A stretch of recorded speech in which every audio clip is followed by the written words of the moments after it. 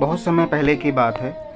Europe महाद्वीप के Germany देश में एक पति और पत्नी रहा करते थे। दोनों का एक दूसरे के सिवा दुनिया में कोई नहीं था। विवाह के कई वर्षों उपरांत भी उनकी कोई संतान नहीं हुई।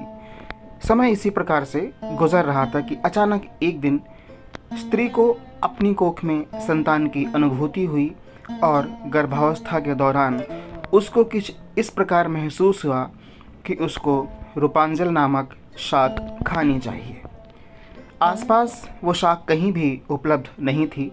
पति पत्नी एक जादूगरनी के बगीचे के पास ही रहते थे। पत्नी के मन की बात जब पति ने सुनी तो पति ने उससे वादा किया कि वो उसके लिए रेपुंजल नाम की वो शाक ज़रूर लेकर आएगा। बगीचे में चोरी से घुसकर उसने वो शाक अपनी पत्नी के लिए तोड़ी और ये क्रम कई दिन तक चलता रहा।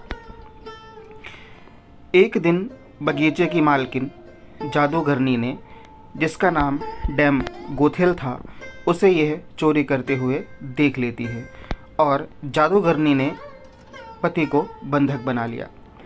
पति जादूगरनी के सामने बहुत गिड़गिड़ाया और अंततः जादूगरनी एक शर्त पर वो शाक उसकी पत्नी के लिए देने के लिए राज़ी हो गई और शर्त ये थी कि संतान के जन्म के बाद वो उसे जादूगरनी को सौंप देंगे। मायूस मन से पति ने उसके बात मान ली और बच्चे के जन्म होते ही उसने जादूगरनी के हाथों अपनी पुत्री को सौंप दिया।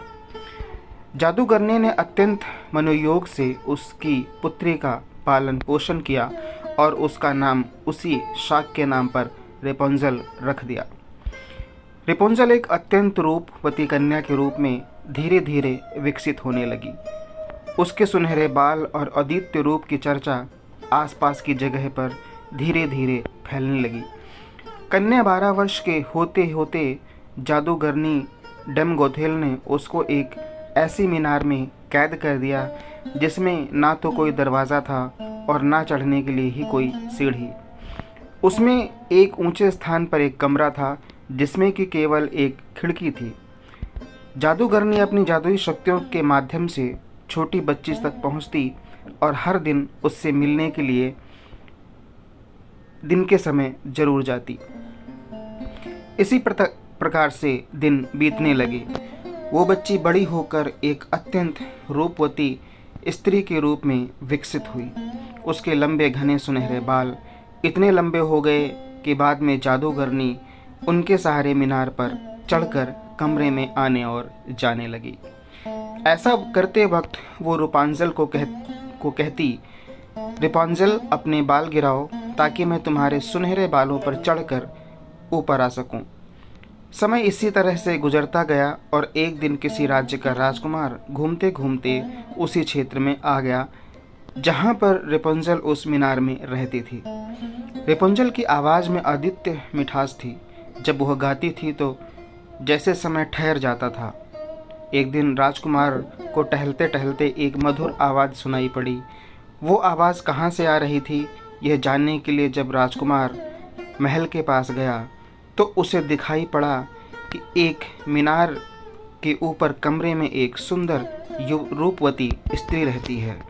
उसकी इस मीठी आवाज़ को सुनकर राजकुमार उसकी तरफ अत्यंत आकर्षित हुआ और वो अपनी उत्सुकता पर काबू नहीं रख सका। उसने मन में ठान लिया कि वो इस बंद मीनार में रहने वाली स्त्री जिसकी आवाज़ इतनी मधुर है उसके विषय में जान के ही रहेगा। एक दिन जब दिन के समय जादूगरनी रेपुंजल से मिलने के लिए आई तो उसने जादूगरनी को वो शब्द कहते और बालों के जरिए ऊपर चढ़ते हुए देख लिया।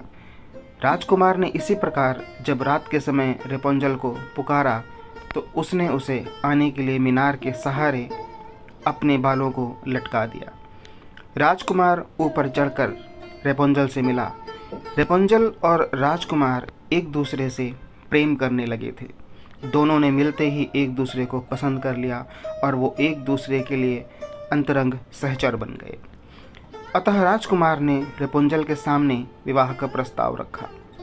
रेपुंजल इस पर सहमत हुई और दोनों का मिलना जुलना धीरे धीरे बढ़ने लगा। जादूगरनी डैम गोथेल रोज दिन के समय रेपुंजल को मिलने के लिए आया करती थी। राजकुमार और रेपुंजल ने मिलकर एक योजना बनाई कि राजकुमार द्वारा दिए गए रेशम से रेपुंजल एक सीढ़ी बनाएगी जिससे कि वो दोनों उस जगह से भाग सकें। रेपुंजल की मूर्खता के कारण जादूगरनी डैम गोथेल को राजकुमार के रेपुंजल के पास आने और उसके गर्भवती हो जाने का पता चल गया। जादूगरनी डैम गोथेल ने रेपुंजल को मीनार से बाहर निकाल दिया और जंगली जानवरों के बीच विचरने को अकेला छोड़ दिया और वह स्वयं उस मीनार के कमरे में जाकर छुप गई। राजकुमार के चढ़ने के लिए उसने रेपुंजल के बालों को काटकर उन्हें मीनार से बाहर लटका दिया ताकि राजकुमार ऊपर चढ़ सके और उसे कोई शंका ना हो। जब राजकुमार रेपुंजल से मिलने के लिए उस रात आया तो रेपुंजल की जगह जादूगरनी को पाकर वो भयभीत हो उठा और मीनार से कूद पड़ा, जिससे कि नीचे पड़े कांटों से उसकी दोनों आँखों की रोशनी चली गई। जब राजकुमार नीचे गिरने लगा, उसके हाथ में रेपुंजल के कटे हुए बाल आ गए और रेपुंजल की लंबी बालों की लट राजकुमार के साथ ही नीचे गिर गई।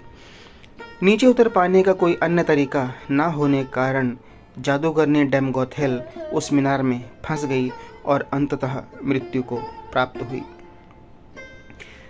अपनी आँखों और अपनी प्रेमिका को खो देने के बाद राजकुमार निराश होकर अंधा होकर जगह जगह भटकने लगा। कई महीनों तक इस प्रकार भटकने के पश्चात वो उस क्षेत्र में जा पहुंचा जहां पर रेपुंजल अब बस चुकी थी। उधर रेपुंजल ने जुड़वा बच्चों को जन्म दिया जिनमें एक बेटी और एक बेटा हुआ।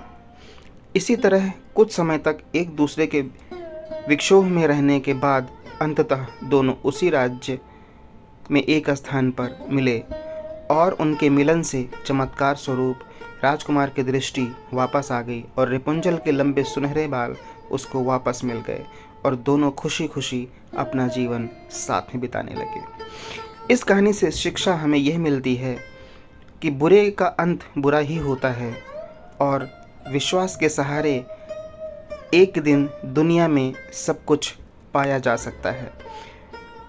जिस तरह जादूगरनी गलत नियत से रेपुंजल को इतने साल कैद में रखती है और एक दिन उसे उसका दंड मिलता है और वह मारी गई।